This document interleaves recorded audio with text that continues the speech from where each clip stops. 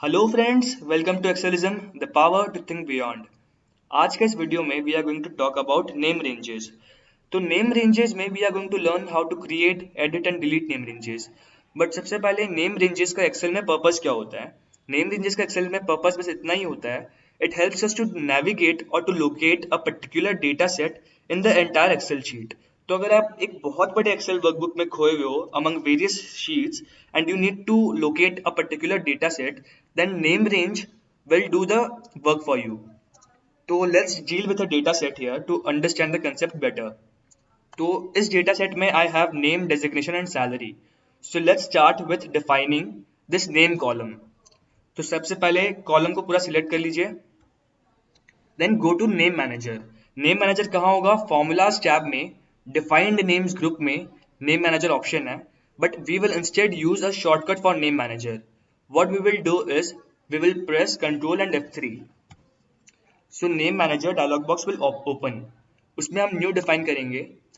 हम नेम करेंगे इसका NAME1 और इसका स्कोप जो है वो वर्कबुक डिफाइन करके रखा है कि पूरे वर्कबुक में अगर हमें नेम वन ढूंढना हो तो we can easily detect name one.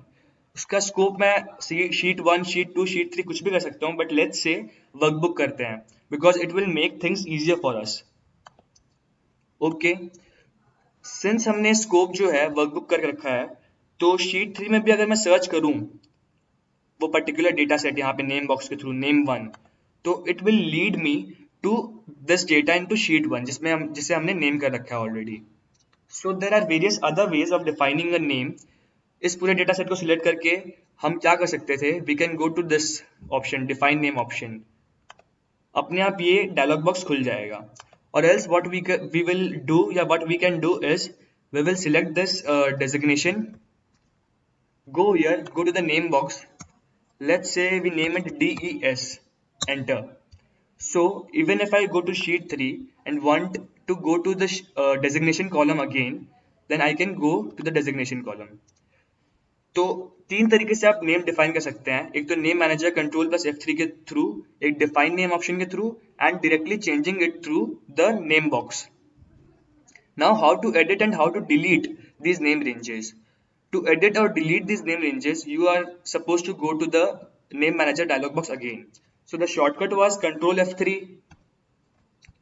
उसमें आप edit कर सकते हैं किसी भी name range को and you can also delete these name ranges.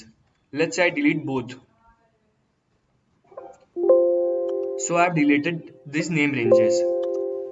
Now एक और चीज बचा है इस लेसन में। For example, there are a lot of data and you want to create these name ranges, separate name ranges for each of the data. So what you can do is you can select the entire data. For example, मैंने यहाँ पे पूरा data select कर लिया है। Now यहाँ पे एक ऑप्शन है क्रिएट फ्रॉम सिलेक्शन का, उसका शॉर्टकट है control plus shift plus F3। Control shift F3, तो उससे ये डायलॉग बॉक्स खुल जाएगा क्रिएट नेम्स फ्रॉम सिलेक्शन का। उसमें आप अगर टॉप रो मार्क करो तो टॉप रो के बेसिस पे अलग अलग नेम रेंजेस सिलेक्ट हो जाएंगे। Let's see what happens. तो यहाँ पर टॉप रो के नेम पे नेम, डेजिग्नेशन एंड सैलरी के बेस पे अलग अलग नेम रेंजेस खुल गए हैं। तो शीट थ्री में अगर आप जाके डेजिग्नेशन कॉलम सिलेक्ट करना चाहो तो you can directly go to the sheet one designation column.